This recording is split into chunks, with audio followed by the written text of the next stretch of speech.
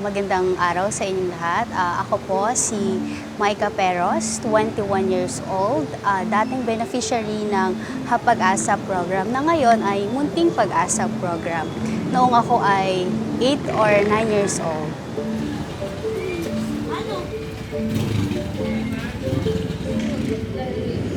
So, dati kasi talagang mahirap. Yung bahay namin is siyempre, dikit-dikit yung bahay before, nasunog kasi siya. So, dati hindi pa siya nasusunog, gawa lang talaga sa kawayan, mga ganun lang. And then, wala pang nagtatrabaho gaano sa aming magkakapatid since maliliit pa lang kami. And ang nagtatrabaho lang noon is yung father ko, which is kulang din talaga for us na makakain ng mga masustansyang pagkain before. Mahirap kasi maging malnourished. Kasi pag nakita nyo sa picture, talagang super payat ako before. And then, bulihin pa ako before dahil nga sa katawan ko.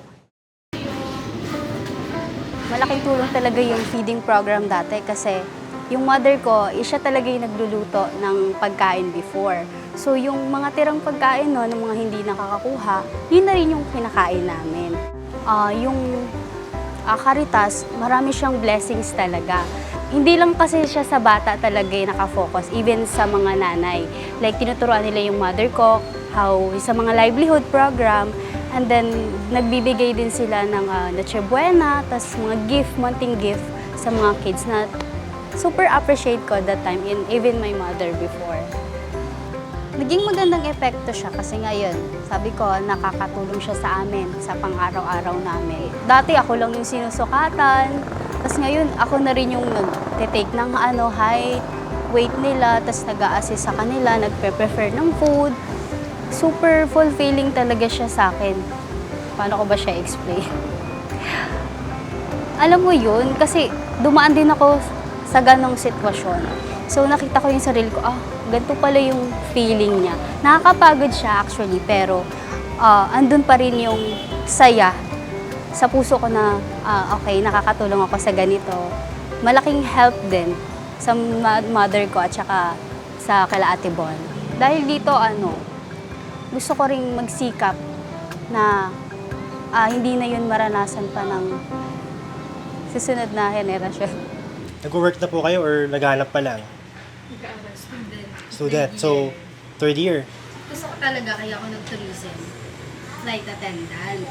So, ang plano ko, hindi ko agad ipupursue yung flight attendant. Gusto ko munang confident ako sa sarili ko kasi maraming standard pag flight attendant ka. Ako ay third year college student na. Nagte-take ng BSTM, Bachelor of Science in Tourism Management. At ako ngayon din ay YSLIP Scholar. Dati, ako ay kasali rin sa PD. Ngayon, Caritas pa rin siya. YSLIP naman siya. Ako rin ngayon ay PYM Coordinator ng ating parish.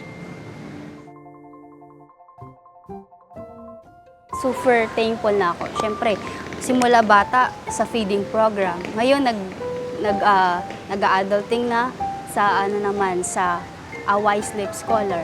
So, makikita natin talaga na since then, andun yung Caritas, kasama ko siya.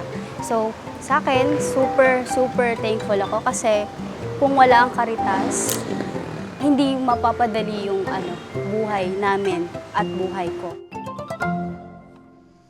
Lalo na ngayon sa scholar, malaking tulong sa akin to, no? Lalo na sa araw-araw na budget, araw-araw pamasahe, baon, at least kahit paano, nakakatulong siya sa family ko na less gastusan siya.